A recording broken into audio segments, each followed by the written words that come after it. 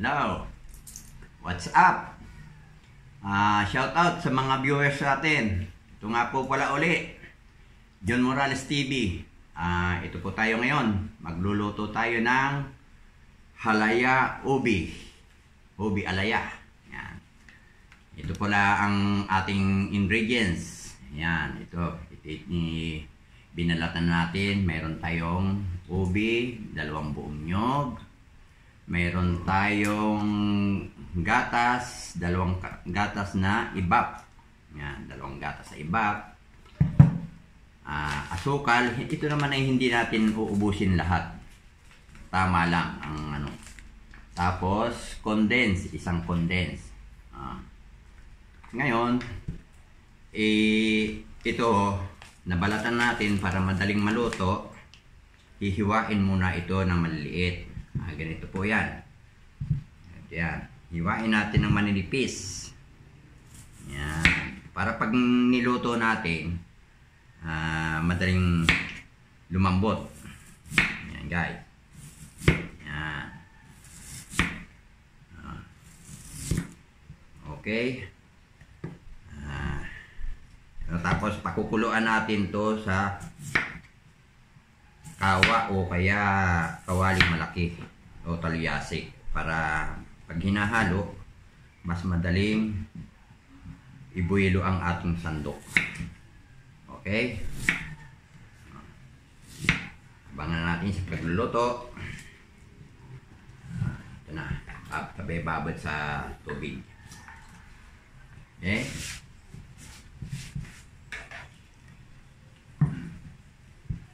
Guys ha, ipis lang na ano, hiwa. Marami to. Ito ay sobrang 2 kilo. Galing nga pa pala itong ubi ko, galing sa Tugigaraw, province of Tugigaraw. Bigay ito ng padala sa akin ng aking kapatid na si Amelia Flores. Shout out po pala sa kanilang family. Udarte family.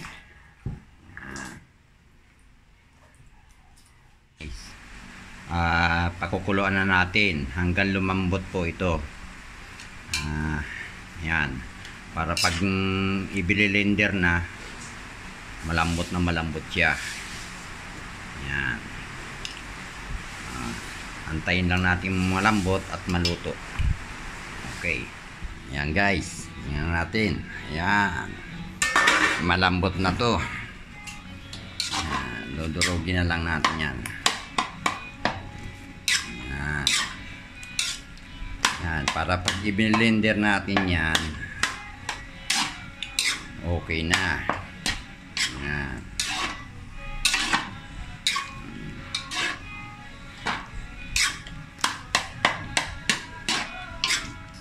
Ayan guys, lalagyan natin ng gata. Ayan. Ayan, para pag nag-blender, ano na siya. Ayan. Binano natin yung unang gata lang naman, unang piga. Ayan. Tapos palalamigin lang muna natin to. Lamigin, taka natin i-blender. Yan. Yan. Okay.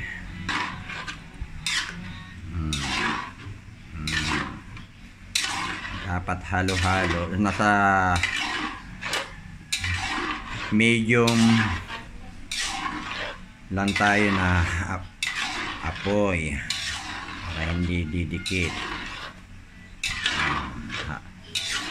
Tiyaga lang sa paghalo para hindi siya dumikit.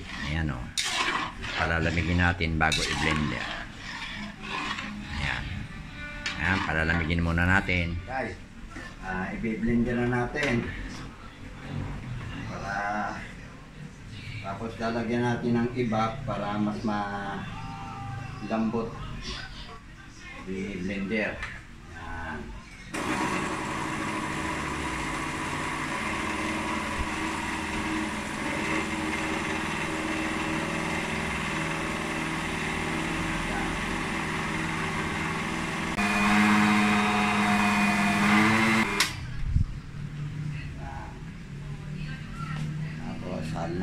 to.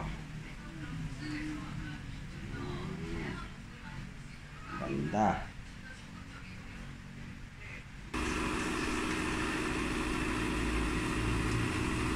Yan. Yun na uli. Lipat uli natin sa talyasi.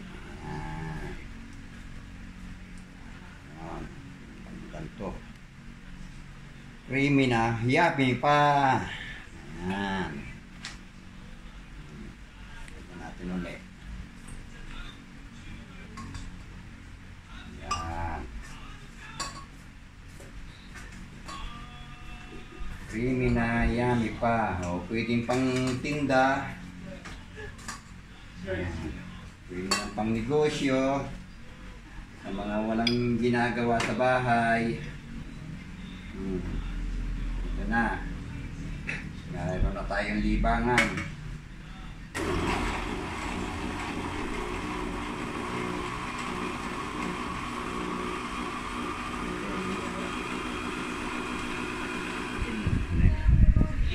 Ayan, lagay natin yung sobrang kaninang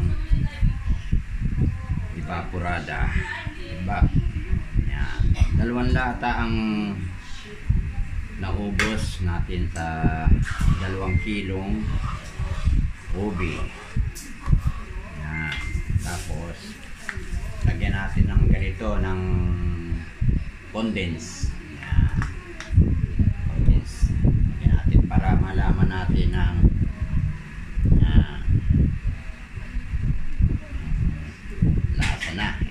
yummy. Yummy na, creamy pa. Yan.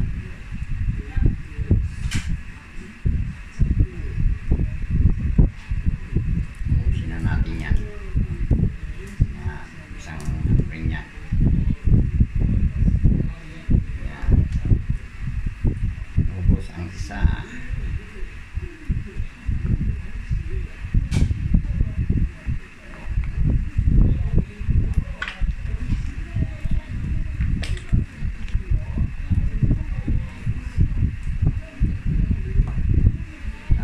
Lagyan natin ng star margarine, mga 2 kutsara, 3 yan, 2 kutsara yan. Yung matitira panlalagay natin doon sa ating paglalagyan na container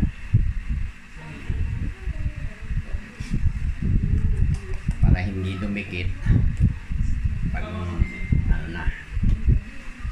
Yan.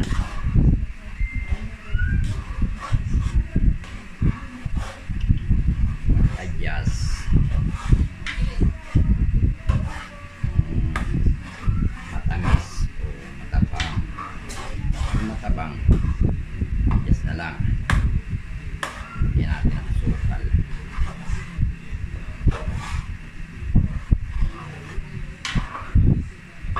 Lagay lang natin sa mahinang apoy para hindi masunog, hindi siya masunog.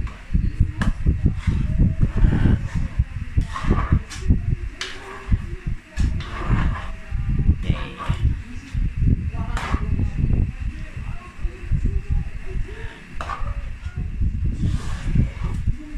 Pag malapit ng maluto, nagpuputok na yan.